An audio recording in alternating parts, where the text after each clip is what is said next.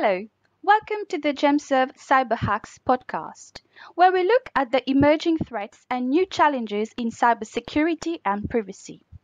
In this series, we will be discussing these issues with a special guest drawn from the front line of cybersecurity and privacy. Today, I'm indeed very pleased to welcome Nina Sheikh to discuss deepfakes and disinformation. In this session, we are going to explore the growing privacy concerns related to deepfakes, the challenges they pose to an individual's right when their biometrics are misappropriated, other wider issues surrounding the notion of consent, the impact of disinformation on our right to private life, and how we as a society and privacy professionals could potentially help fight back these challenges in this complex era of synthetic media and AI. I am here with Nina Sheikh. Nina, warm welcome to you and thank you for joining me today. Great to be here, Natasha. So, let's just get started. In your book, Deepfakes and the Infocalypse, you do highlight many urgent issues that we need to know about, some of them being quite scary as well. I'm interested in understanding how the harms they actually extend far beyond politics and could really affect our private and intimate life. And as you mentioned in your book, it's not just TV stars, politicians who are concerned. Anyone could be a potential target, really. So I suppose my first question is, how could deepfakes threaten and undermine our privacy? And from your perspective, what are the core issues in the privacy context?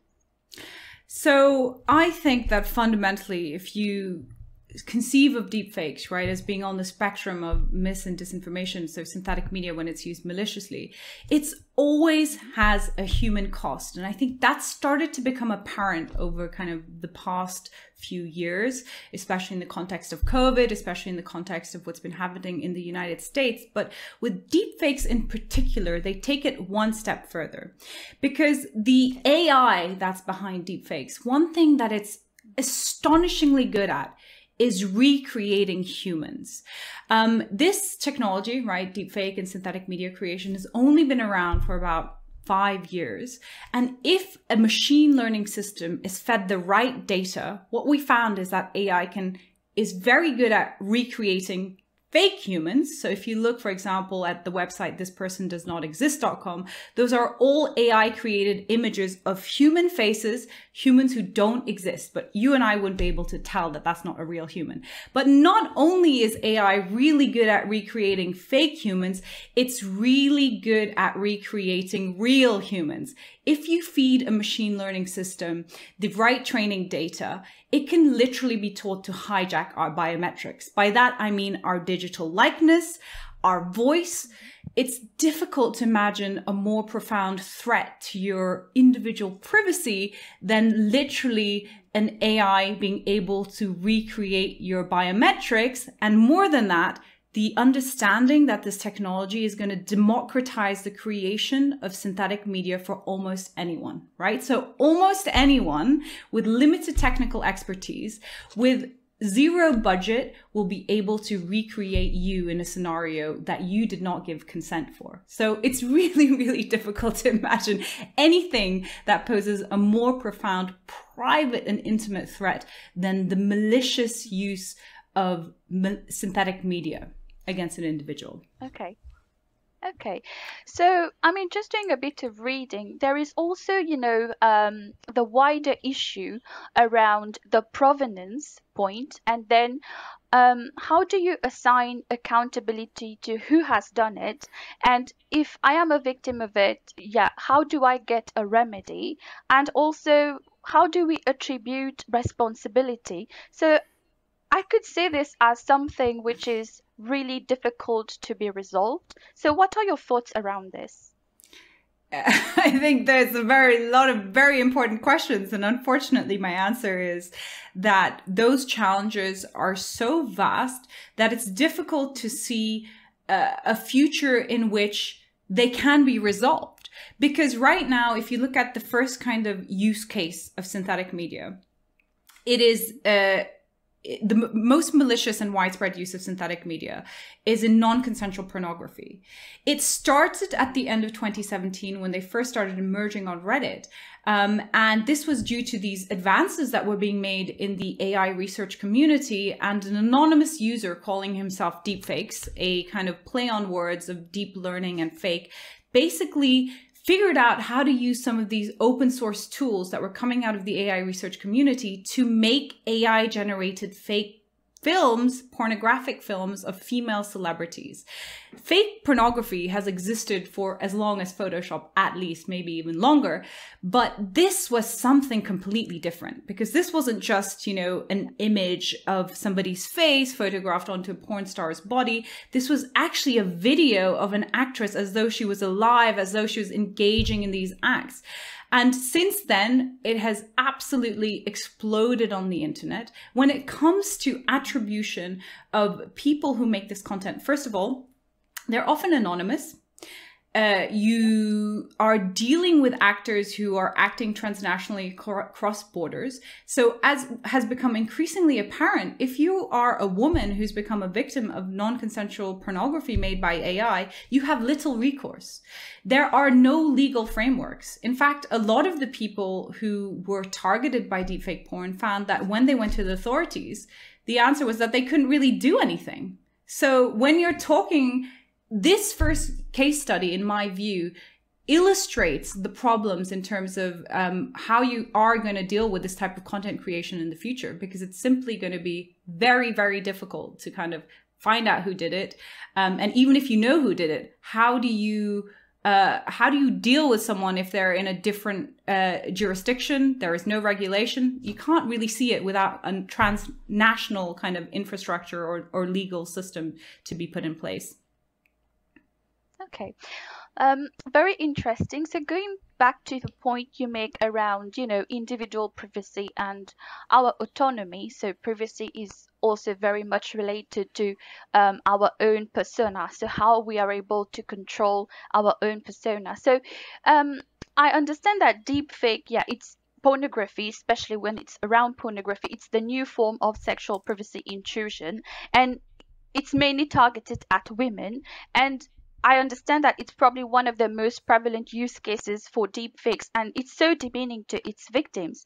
I suppose I had a second question around consent. So what would you think are the ramifications around consent in this context? Well, ideally, we should be looking at a world where nobody's likeness should be deepfaked without their explicit consent, right?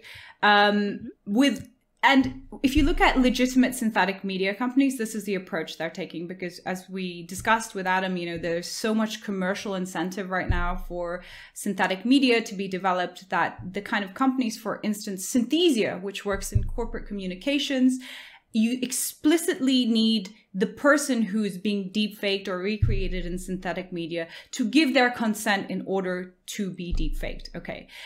You have another company that I can think of. It's called Descript, and it's actually for synthetic voice generation, a tool which is going to be very, very useful to podcasters. So, for example, if you, whilst recording this podcast, listen back and you think, oh, you know, I wish I had phrased that question a little bit differently, you could use already Descript's platform for them to synthetically generate your voice, recreating a part of the question differently.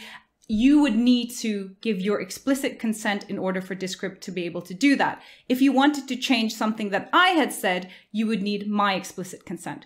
The problem is that even with these commercial and these companies, which are legitimate startups, it poses a lot of kind of red tape to what they can and can't do. And I had a very interesting conversation with the CEO of Descript a few months ago, where he said, this function that we have, which is you basically always need to opt in and give explicit consent for any kind of interaction that happens, is really cumbersome, and it doesn't make sense from a user experience point of view. Because what if you just want to ask your producer to fix it, and your producer needs to come to you, who needs to come to me? It's probably not going to be realistic. So even in the space where you have legitimate commercial kind of startups working with synthetic media, you can see how very quickly these kind of always consent options are going to be frittered away.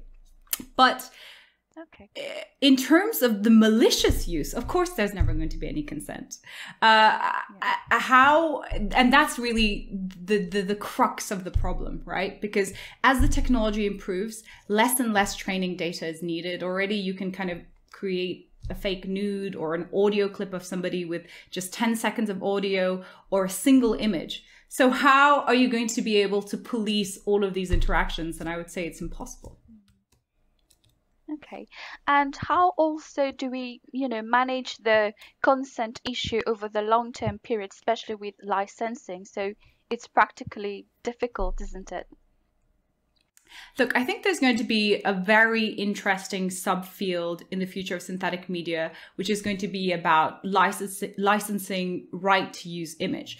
One of the as I already mentioned, one of the astonishing things about AI is its unbelievable ability to recreate humans. So, for example, it can even resurrect the dead, right? If you take, for instance, an audio recording of a dead president like JFK, we're already at the stage where you can use AI to recreate his voice to make him say things. Now, can you imagine how that might be used for history film in the future, or an advertising campaign? So I think we're going to be seeing a lot of kind of digital image licensing agreements spring up for kind of politicians and celebrities and famous people. And I think there's going to be a lot of money to be made, even amongst the living. So you can imagine like this personalized ad campaign for the latest Jordans, where Michael Jordan speaks to you individually, each consumer. But in order for the company that runs that ad campaign to be able to do that, they'd probably need to get the licensing rights from Jordan himself. Again, that is only going to be one small part of the future of synthetic media, where you actually will have these licensing agreements for these celebrities and public figures. But I think that is not going to be the norm. I think the norm for individuals is that they can be targeted without their consent, and there isn't much recourse. And that really is the dangerous part of it. Okay, so that's quite serious. So if we are saying, we are living in a world where basically everything can be faked and everything can be denied to, and also you mentioned with Adam earlier that although the technology is very nascent, it's quickly developing, and anyone with a smartphone is able to produce like Hollywood level special effects with really minimal effort and expertise, and probably the prohibition of deepfakes, it's practically very difficult. And are we not here saying that we are yet to face like a much broader civil right problem? And do you see that could almost like herald the death of the right to private life, especially when we look at things like deepfake porn, for instance? If we are thinking, let's say LGBTQ community, they are subject to this, that could cost someone their freedom or even their life, depending in which country they live. And I think, if I'm not mistaken, in your book you do sign the Myanmar example. So can you talk through a bit of the impact here that is a bit more broader? Absolutely. I think it's hard to imagine a more dire threat to an individual's right to privacy. And I think this is going to become a very important civil liberties issue. The first kind of use cases we've already touched upon is this non-consensual pornography, right? Where women, and by the way, even children now, minors, are being recreated in this non-consensual fake pornography. Even though it's not real, it's so damaging to those who have been victims of this. However, the pornography angle of it is a very gendered phenomenon, right? 99% of victims of deepfake porn are women. But this, in my view, it doesn't mean that this is a tawdry women's issue. It might have started with porn, just like the internet itself, right? Porn is at the pioneering edge. But this is just the start of a much broader civil rights problem, civil liberties issue. because we're already starting to see the manifestation of that in different arenas, right? As political disinformation, as a weapon of fraud. For instance, in 2019, the Wall Street Journal reported on the first kind of major use case of deepfake audio fraud, where the CEO of a energy company was basically called by the head of the parent company in Germany. He thought he was speaking to his German boss because of his accent, his cadence, his tone, and his boss told him to wire, $250,000 to a Hungarian energy supplier. The British CEO had no reason to believe that he was speaking to anyone but his boss. He did it, and it later transpired that these were fraudsters who were using very sophisticated AI-assisted voice technology to recreate the voice of his boss, who obviously was a public figure. So that training data that was needed in order to recreate his voice was easily available online. So this, again, I think just the sheer magnitude of what we're facing here is all encompassing. And unfortunately, you're looking at a future where those who are well resourced, like celebrities, like politicians, like business leaders, are going to have more ability to protect themselves, because even if they are deep faked, they'll have their PR team, crisis comms. A lot of damage can be done. But what happens to the individual when they're deep faked and they have no such resources? What happens when your teenage daughter is bullied at school because of the result of deepfake pornography? This is not only something that is possible, this is something that's already happening. So I think the key issue here again is about the individual who has no resources and no recourse in order to protect themselves. How do we handle that? And that's the big question. Okay.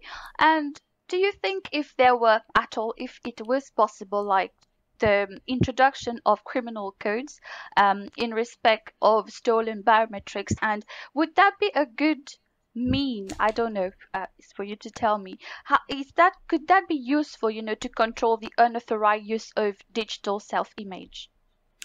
It would be a very good starting point. I will say that with regards to deepfakes now and its malicious use, there is no national legislation in place, right? The first country where there might be some national legislation in place is in the UK, where the issue of deepfake pornography is now maybe going to be integrated into the legal framework. So the only kind of existing framework that we have now is kind of patchwork and based on riffing off what already exists. So in the case of deepfake pornography, can it somehow be tied into revenge porn? But as we've already discussed, it's so much bigger than that. If you had an updated legal framework on actual stolen biometrics itself, which is essentially what the problem is, right? Pornography is only one manifestation of that. The next question is, okay, all well and good instituting a legal framework for this, but how do you implement it when a lot of the activity is happening across borders? And Scarlett Johansson, the Hollywood actress who was one of the first targets of deepfake pornography, for instance, she did a very kind of exasperated interview with the Washington Post in 2019 when she talked about her experiences and how her PR team and her legal team were trying to take down all these deepfake porn videos of her. But she's like, it is of no use because in different jurisdictions, it's whether it's in Germany or in Australia or in the US, it's completely different. So she had kind of given up on it. There was actually the legal kind of recourse in order to have this content removed. Again, I'm using porn as an example because it's the most prolific one right now, was that it was easier to lodge a copyright complaint via the porn company that had made the original film where the celebrity's face had been superimposed, rather than the celebrity to say, these are my biometrics that have been stolen and used without my consent in this way. So the point is that the legal framework doesn't exist. Even if you did make it about stolen biometrics, the next question is, well, how do you enforce that? So ultimately, it would only work if you had some kind of transnational agreement where you agree amongst perhaps like-minded countries, because I don't see this happening at a global level, perhaps with like the UK and the EU, the US and the EU, where you agree to share data and have cross kind of border jurisdiction on issues like this. But that's, as we know, with all of cybersecurity, is very complicated. Okay. And what are your thoughts around, balancing the freedom of expression with our privacy protections along disinformation specifically? So, for instance, in the entertainment industry, so everyone is free to express themselves. We can make satires, but then where's that?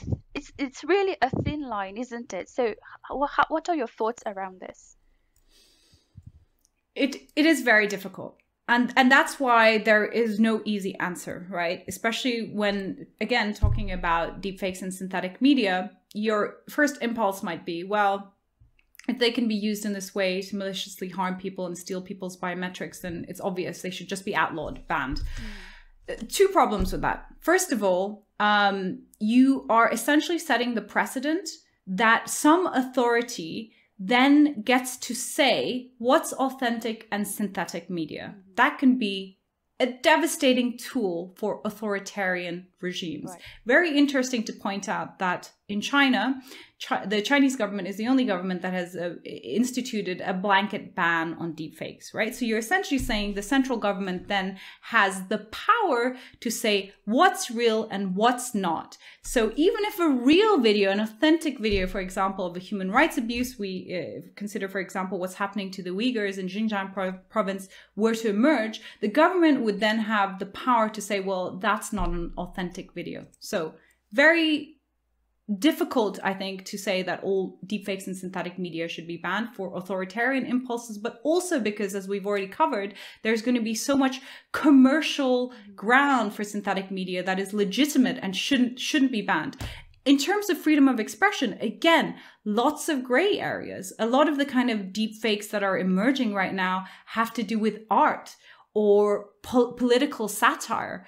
It's very difficult to say that these should not be created because, again, I think they have a legitimate place in society.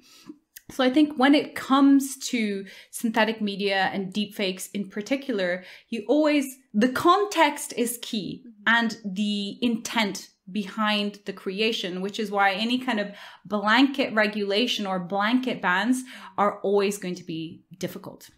Okay, so do we at least have a starting point? So where are we really at, addressing these challenges in respect of the rights of the individual? So I am thinking of the key actors here, the government, the social media platforms, but also the society. And we've got data privacy professionals and cybersecurity professionals. So what would you say, what each of their responsibilities should be?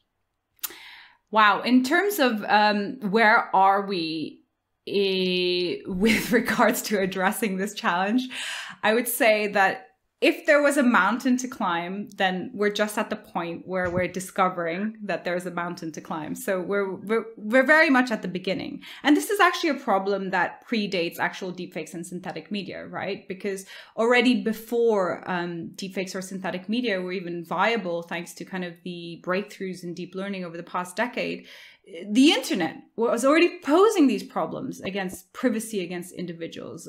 Again, to use porn as an example, just because porn has been so pioneering, is that even before there was non-consensual AI-generated pornography, lots of women found themselves subjected to humiliating campaigns of abuse by non-AI generated fake porn. And they found that nowhere they went, they could get this content removed, precisely because of the nature of the challenge.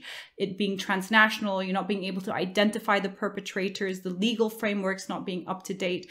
And all that deepfakes and synthetic media does is augment these problems because the technology makes it that much easier to hijack your biometrics in a way that has simply not been possible before.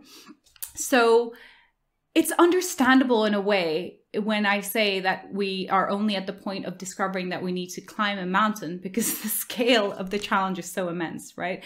We've been discussing deepfakes in the context of individual privacy and autonomy. But if you take a step back, like I discussed with Adam, they're just one emerging phenomenon in an information ecosystem that's a complete paradigm change from everything we've known in human history. And it's just started unfolding over the kind of past 30 years. We're still grappling with understanding, just what the internet, social media, and smartphones have done to the rights of individuals. And the internet's been around for over 30 years. So when it comes to synthetic media, we are way, way, way behind. Okay. So then in that, it wouldn't make sense to say that there is any nation which is actually leading or has started leading in this area. So there are actually various different initiatives emerging. In terms of the countries that are looking into this, the United States is leading the way in many ways. The United States military, the DARPA program, has been working on a deepfake kind of detection platform for at least 4 years as part of their Metaphor program. But also state legislators and national legislators are starting to look at the problem of deepfakes. If you look at the US, there is no legislation at the federal level right now, but there are several state-led initiatives. So for instance, in Texas and California, there are now laws that it's illegal to use a deepfake in the context of trying to sway an election. But again, there has been no legislation for the individual per se, right? So these efforts that exist are about political disinformation and election interference, but there has been no legislation either at the state level or the federal level about protecting an individual's right to privacy. The UK might actually be the first country in the world to institute a national legislation in the context of deepfake porn. And would you say, are there actions that, governments could take to teach their societies? So digital literacy, any work to be done in that area? For example, probably my mom wouldn't know about this topic. It's not really she wouldn't even think that a video probably is a deepfake because probably she doesn't pay too much attention. So what would you say, what can governments do about this, really starting at the very basic level? I think this has to become one of the key priorities of government and society, not only inoculating against deepfakes, but actually tackling head on the kind of challenges, the broader challenges of our changing information ecosystem, which is so fraught with dangers. The really interesting thing I will mention, which is kind of counterintuitive when it comes to digital literacy, because one part of solving this is inoculating the public, right? Teaching them what a deepfake is. Teaching them that you are now in an era where you cannot necessarily, even if you see it and hear it, it's not necessarily believing. You can't believe even the most kind of authentic looking video. But one of the pernicious side effects of that is something known as the liar's dividend. Because in a world where everything can be faked, including video, which we until now kind of see as like the benchmark of authenticity, right? Because it's so hard to actually like manipulate video in a way unless you're an extremely well-resourced actor like a Hollywood studio. So when we see kind of manipulated video in the cinema, we know that that's make-believe, but we don't often see it in the wild. So that's why video evidence, for example, is so powerful in a court of law. So if you teach people that, well, forget all of that, now you're in an era where even your own extension of your own perception, forget your processing fluency, even video can be faked, then you actually are going to make people more cynical, right? And this is the liar's dividend. Bad actors get a double bonus from that because not only can they fake everything, but they can deny everything as well. And because synthetic media isn't ubiquitous yet, we haven't reached the point where it's inundated the information ecosystem. One of the most pernicious side effects about deepfakes, weirdly, as the awareness amongst the public grows that deepfakes exist, is that authentic media is starting to be decried as deepfake. I saw a very interesting example of this earlier last year. I was just submitting the manuscript for my book, and it was when the George Floyd video came out. And that video was so powerful that it unleashed this global movement against racism. It wasn't only in the United States, right? It was across the world by the power of that one video. And I was thinking, just as I was submitting my manuscript, it won't be long until even a video like that, which can unite the world today, the authenticity of that video will be called into question. And sure enough, it was 2 weeks later when a Republican candidate for the House, she was an African-American woman who actually has a PhD, Dr. Winnie Hartstrong is her name. basically started submitting or circulating on social media her 24-page report about why the George Floyd video is a deepfake. This isn't some fringe person on some wacky, crazy conspiracy theory kind of like Reddit 4chan thread. This is a woman of color who is standing to be an elected representative of the United States. So you really see the power there of both deepfakes, but also the liar's dividend, which is this weird dynamic. So you have to become critical without being cynical. And I think that's one of the key components of any kind of digital literacy campaign. Okay. And for us, data privacy professionals, how do you think we could respond to that? Especially, there is a big aspect of ethics in AI when we are talking about deepfakes. So what would your tips be for us? I think there is a window of opportunity here. It's probably not going to last very long because, as we've already discussed, we're at the very beginning kind of this synthetic media journey, right? The barriers to entry are still a lot higher than what people think sometimes when you read kind of headlines about deepfakes and how accessible they are. They are increasingly accessible and they will eventually be accessible to almost everyone, but we're a few years off of that. So there is this window of opportunity to talk about the ethical and responsible use of synthetic media and to try and get some frameworks in place with regards to maybe a transnational framework. And it's been really interesting to see many industry-led initiatives starting to arise in this space, both with regards to media provenance, the ethics of deepfake use, and distinguishing the taxonomy between synthetic media and deepfakes, and understanding that, this is not an issue where you can throw the baby out with the bathwater, so to speak. There will be legitimate applications of deepfakes, of synthetic media. So I think as a data and privacy professional, there is a lot of imperative for you, if you're interested in this, to become involved in the kind of public discourse around this, because it will affect policy decisions. So I think this is the time to seize that opportunity. To influence, really. Yeah. Okay. All right. I think that's all in terms of my question. It's been enlightening and fascinating talking to you, Nina. So I think on behalf of GemServe, I would like to thank you and your team. Really interesting topic. So viewers, I would like to encourage you to read Nina's book on deepfakes and the infocalypse, What You Urgently Need to Know. It's scary, but it's compelling. Thank you for listening. Thank you for having me.